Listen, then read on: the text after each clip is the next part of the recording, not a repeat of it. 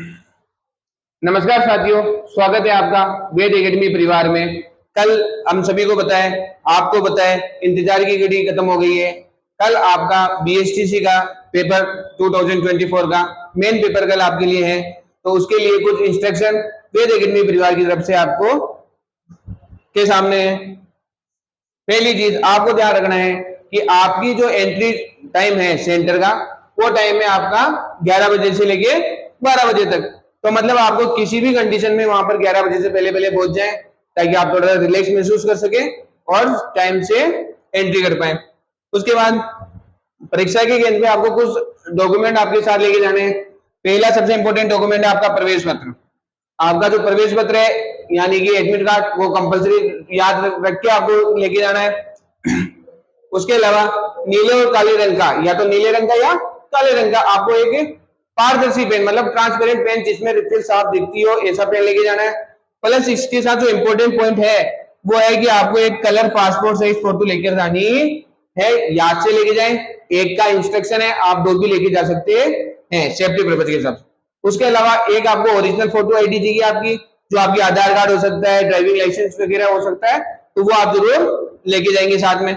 उसके साथ तभी आपको वहां पर तलाशी ली जाएगी, डॉक्यूमेंट चेक किए जाएंगे और ओरिजिनल ही डॉक्यूमेंट लेके जाना है। आप आधार कार्ड लेके जाओगे तो भी ओरिजिनल लेके जाना है, या आप ड्राइविंग लाइसेंस लेके जाओ, पैन कार्ड लेके जाओ, ये सब आपको ओरिजिनल चाहिए। साथ में मेन इंपॉर्टेंट बात क्या है कि आपको पासपोर्ट साइज फोटो जरूर लेके जानी है। उसके बाद नेक्स्ट चीज है कि आपको परीक्षा केंद्र में घड़ी, मोबाइल, ईयरफोन, ब्लूटूथ ऐसा कोई भी डिजिटल आइटम नहीं लेके जाना है। इसके अलावा भी आपको जो ऑर्नामेंट अपन पहनते हैं, जो जैसे कोई अंगूठी पहन के रखता है, कोई माला है, लॉकेट है, तो इन सारी चीजों को भी आपको घर पर खोल के जाना है कि वहां पर खुलवाए उससे बढ़िया अपन यहीं पर खोलने में।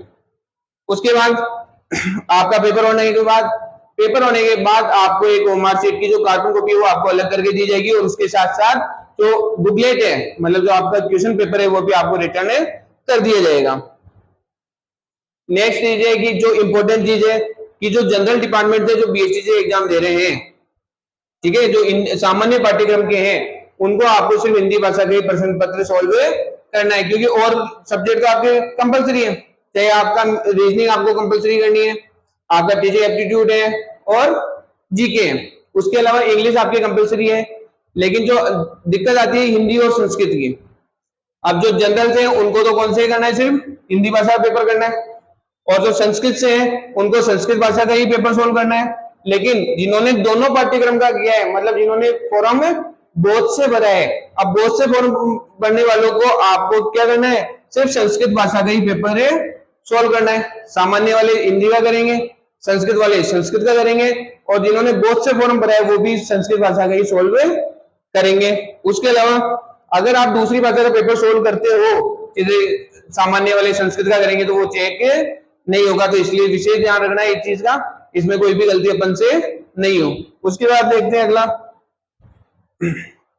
इंपॉर्टेंट टिप्स ये है कि अगर अपने पास आपका टारगेट अगर 600 में से 600 लाने का नहीं है, तो अपने को कोई पर्सन ऐसा आ जाए जो अपने को बहुत ज्यादा टाइम कंज्यूम कर रहा है या बहुत ज्यादा दिक्कत आ रही है, जिसको सोल्व करने में अपने को टाइम ज्यादा लग रहा है, तो ऐसे पर्सनों को हम बाद में के लिए छोड़ सकते हैं। टाइम बचेगा तो अपन कर लेंगे, अगर नहीं बचता है तो फिर भी अपने को ऑप्शन तो सारे ही करने, क्योंकि आपको पता है कि नेगेटिव मार्किंग तो है ही नहीं।